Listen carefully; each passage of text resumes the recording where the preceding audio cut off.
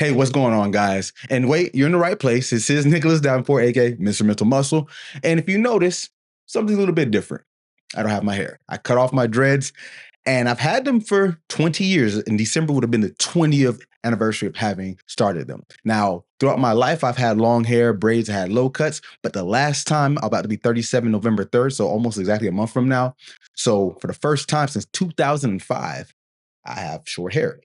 Now, obviously, I always turn these things into a coaching point. So, where am I going with this? Now, change is probably the easiest target I could use for a topic. And I remember Brady Bunch, they had an episode where Peter, I believe, the middle child, and I'm a middle child, was going through puberty and his voice changed and he couldn't sing right. So, they use it as an advantage in saying, when it's time to change. And he had a squeak, it's time to change.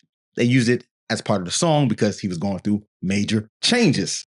Now, let me bring it all full circle. So what's going on in my life? No, it's not no early midlife crisis. I didn't come here because of any reason. Actually, if I say I kept it only this long because I was trying to kind of prove something where I navigated through corporate world, got contracts, all the different entities that I work with, looking how I looked. And I've proven that. I've been proving that for years. But now I was like, you know what? Let's do something else. Now, this coincides with some other life changes, such as my knee surgery. I'm still in the brace. I'm wearing it sparingly now because I'm getting back on walking normally with a regular gait cycle. But all in all, things are different. Within the business, I had to let some people go. I'm growing. We're making some structural changes. And in that essence, why not? Now, to another point where I'm going to wait, hold that thought. Yeah, call me weird. These are all my dreads I had over the last 20 years. Is about 3 pounds or so. It's kind of heavy. And the thing about dreads, if you don't understand that, you twist up the hair and it locks up. That's why I call them dreadlocks. And the tip of the dread where it started was only like this big. That's how big it was starting out.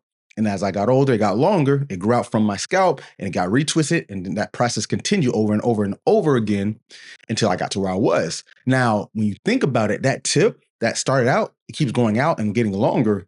But that same piece of hair was from when I was 17, 20 years ago in 2005. Give you some insight. 2005, George W. Bush was president. Barack Obama, I think, was still a senator. 50 Cent was on the top of the charts. Lil Wayne was on a good run. Even T-Pain, the New York kind of still had things on lock in the rap game. Lots of things were different. Gas was like $1.30. Sounds crazy, right? These were great times. But a lot has changed since then.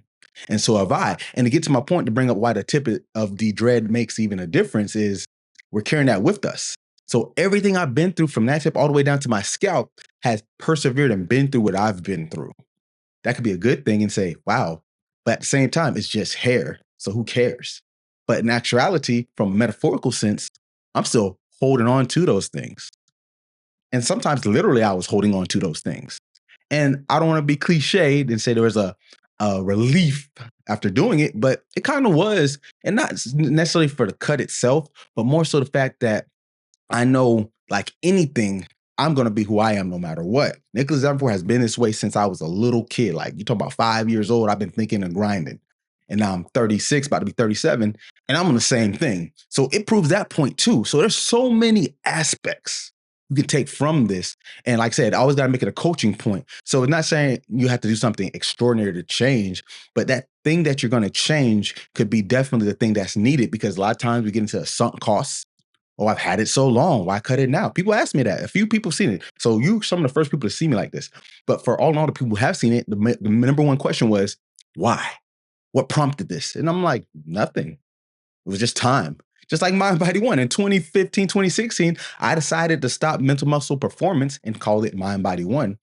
And guess what? I had the most success from Mind Body One. It doesn't mean I had to change my name again to get more success, but I definitely, for my business, need to change some things. Just like I changed my look.